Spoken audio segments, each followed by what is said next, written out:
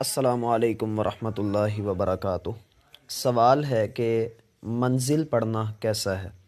بسم اللہ الرحمن الرحیم۔ اس بات کو ہم بخوبی جانتے ہیں کہ اللہ سبحانہ و تعالی نے قرآن کے اندر شفا رکھی ہے۔ یا ایہا الناس قد جاءتکم موعظۃ من ربکم وشفاء لما فی الصدور۔ اے لوگو، تمہارے پاس رب کی طرف سے نصیحت کا سامان اور سینوں کی بیماری کی شفا تمہارے پاس آ چکی ہے، لہٰذا تمہارے ایوانوں میں، تمہاری ذات پر، تمہارے گھروں میں، تمہارے محلوں میں، ہر جگہ پر اس کا بول بالا ہونا چاہیے۔ اسی کے مطابق تمہارے شب و روز گزرنے چاہیے۔ قرآن نہ صرف یہ کہ روحانی طور پہ انسان کو سکون عطا کرتی ہے، بلکہ قرآن اللہ رب العزت کی ایک ایسی کتاب ہے جس میں اللہ رب العزت نے ہر طرح کے مسائل کا حل دے دیا ہے۔ اس لحاظ سے یہ بات ذہن میں رکھیے کہ اللہ الرحمن نے ہمیں یہ حکم بھی دیا ہے کہ قرآن کی تلاوت کریں، جیسے کہ رسول اللہ صلی اللہ علیہ وسلم کو سب سے پہلا حکم بھی یہی دیا گیا کہ اقرا، آپ پڑھیے، بسم ربک الذی خلق، اس رب کے نام سے جس نے آپ کو پیدا کیا ہے۔ تو بندے کو رب کو یاد کرنا چاہیے۔ لہٰذا اب رہا منزل کو پڑھنے کا معاملہ۔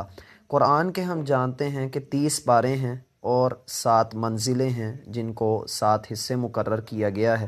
ایک روایت میں آتا ہے کہ ایک صحابی نے رسول اللہ صلی اللہ علیہ وسلم کے سامنے اپنی ڈوریشن کے متعلق پوچھا تھا کہ وہ قرآن کو کم سے کم کتنے دنوں میں مکمل کریں، تو اس میں 7 دن کا بھی آتا ہے کہ اللہ کے رسول صلی اللہ علیہ وسلم نے ان سے کہا کہ آپ 7 دن تک قرآن کی تلاوت جو ہے 7 دنوں میں اسے مکمل کر لیں۔ اور یہ منازل جو ہے وہ صحابہ کرام نے ترتیب دی ہیں۔ اب جو آج کل مشہور طور پہ منزل پڑھی جاتی ہے، اس منزل کو اگر تو بندہ پڑھتا ہے تو اس میں کوئی حرج کی بات نہیں ہے، لیکن یہ ہے کہ اس کو سمجھے بھی، اس کے اوپر غور و فکر کرے، تدبر کرے، اور صرف قرآن کا ایک حصہ ہی اپنے لیے مخصوص نہ کرے بلکہ مکمل قرآن کا فہم حاصل کرنے کی کوشش کرے، اور اللہ سبحانہ و تعالی سے اپنے لیے دعا بھی کرے۔